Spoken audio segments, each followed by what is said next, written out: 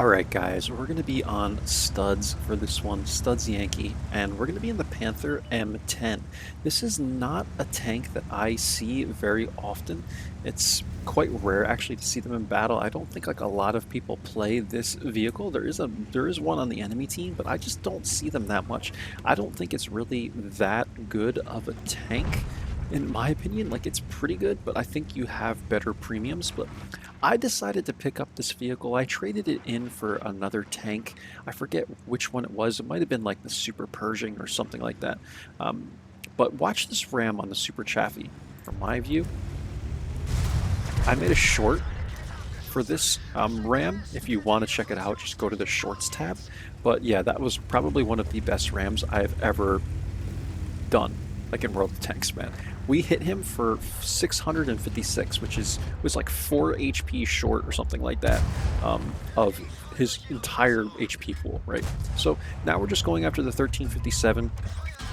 I know that these tanks are like crazy with their gun, but I want to basically boot this guy out of the ridgeline. Like I don't want him in the ridgeline, so I was just kind of rushing him and making it seem like um, some big bad badass, even though I'm in the Panther M10, which is really, the armor is not great. But I kind of like this tank, guys. It has a weird play style, right? You kind of have to be careful in it because it doesn't have a lot of armor, but it's also an accurate tank. So you can stay in the back of the map, kind of, and camp if you need to. It doesn't have great concealment, but it's got really good accuracy and the DPM is decent. You can see here the penetration is not that great, but you can play it like that if you have to. And then in situations where you want to, say, press the ridgeline, right? Because this was a tier 7 game, I'm like, I'm going to take this tank to the ridgeline, and anyone that's in my way, I'm going to ram the absolute crap out of them. And that's what I did. Super Chaffee was running down the ridgeline, right? I dove down, rammed him for 656 right in the face, and we cleaned him up.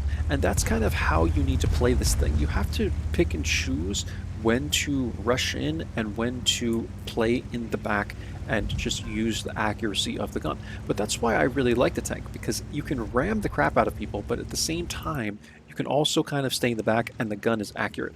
I love tanks that are accurate. Like even if a tank had twice the DPM and half the accuracy, like I would rather play with the tank that has better accuracy, even if it doesn't have as much DPM and all that, because it's just so frustrating to take shots and they go to the moon, right? But with this vehicle, it's pretty gosh darn accurate, man. So I really like it. I'm trying to kind of play around with the Cheeto here. I'm not super experienced with this tank. I didn't realize that you can't really ridge poke with it. You really want to be careful with that. This Cheeto has the advantage on me, I think, and he ends up getting one into me, and I'm like, yeah, I can't really make this play anymore, man. It's not working. I'm trying to get these shots into him here, but there's just like, I can't pen this guy, man.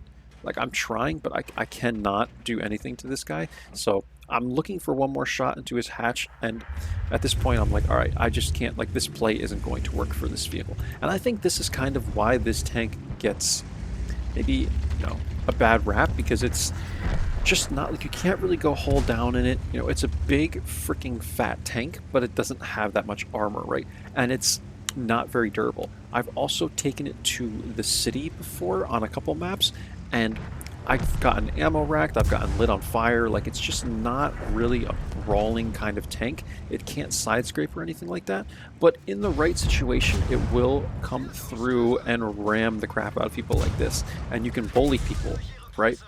You have to just use the tank's size to your advantage when you need to use the tank's size, and then when you're not doing that, kind of stay in the back and just, you know, poke shots on people, because the gun is accurate as well. So that's how I would encourage you guys to play it if you got this tank.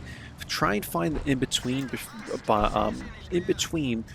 of running forward and ramming people and sitting in the back and just poking shots at people using the gun's accuracy. Anyway, I like the tank, guys. There's a decent game for you on studs. We did 1631 damage, 484 assist, and that's all. I really like this camo that I decided to put on this vehicle. It's pretty cool.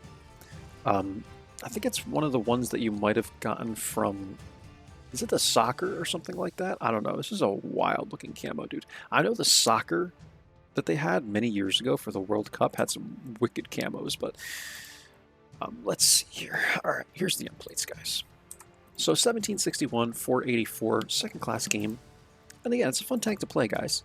It really is. It's something a little bit different. I like to bring you guys a lot of light tank content, but occasionally I will throw in a tank destroyer or maybe a medium such as this. We had 5 people on our team do 0 damage, but we still managed to win this game, and that's pretty much it. It doesn't bring in a whole lot of credits, although I did fire a lot of gold, so we lost like 37k to the gold.